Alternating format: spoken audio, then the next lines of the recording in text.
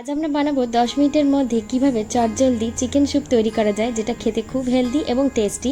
সেটাই আপনাদের সাথে শেয়ার করব। চলুন তাহলে রেসিপিটা শুরু করা যাক। তার আগে চ্যানেলটা সাবস্ক্রাইব করে নেবেন আর রেসিপিটা ভালো লাগলে লাইক করতে ভুলবেন না। চলুন তাহলে দেখে নিই কী কী লাগছে। এখানে চিকেন নিয়েছি, আর বিনস কেটে রেখেছি, গাজর কেটে রেখেছি, একটা ডিম নিয়েছি, গোলমরিচ, তেজপাতা আর কর্নফ্লাওয়ার, আর সাথে সোয়া সস নিয়েছি।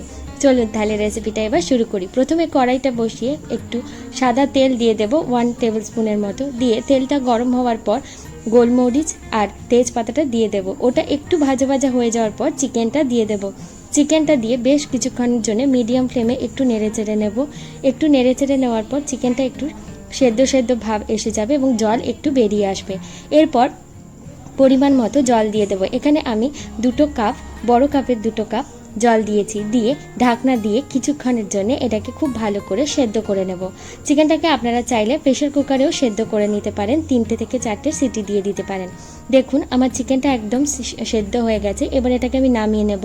নামিয়ে নেওয়ার পর যে জলটা ছিল সেই জলটাকে, যাতে গোলমরিচ আর তেজপাতাটা না যায়, একটা ছাঁকনি দিয়ে ছেঁকে কড়াইতে দিয়ে দেব। কড়াইতে দিয়ে দেওয়ার পর এবার আরও যদি আপনাদের জল লাগে আপনারা জল দেবেন। এখানে আমি আরও 1 কাপের মতো জল দিয়েছি। এরপর বিনস আর গাজরটা দিয়ে দেব। দিয়ে ভালো করে মিক্স করে দেব এবং পরিমাণ মতো নুন দিয়ে দেব। দিয়ে ঢাকনা দিয়ে মিডিয়াম ফ্লেমে 10 থেকে 15 মিনিটের জন্য এটাকে ফুটিয়ে নেব।